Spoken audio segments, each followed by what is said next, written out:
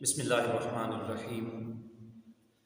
حضرت عبداللہ بن مسعود رضی اللہ تعالیٰ عنہ سے روایت ہے، آقا کریم صلی اللہ تعالیٰ علیہ وسلم سے سوال کیا گیا، ای العمل احب الی اللہ، اللہ پاک کو سب سے محبوب عمل، اللہ پاک کا سب سے محبوب عمل، پسندیدہ عمل کون سا ہے؟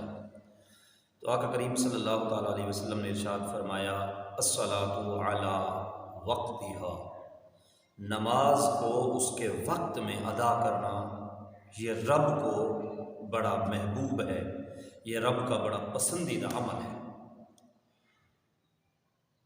سوال کرنے والے نے پھر سوال کیا، ثم ایٌ، پھر کون سا عمل رب کو محبوب ہے؟ اس کے بعد آقا کریم نے فرمایا، بر الوالدین، والدین کے ساتھ بھلائی، حسن سلوک کرنا، یہ رب کو نماز کے بعد بڑا محبوب اور رب کا بڑا پسندیدہ عمل ہے۔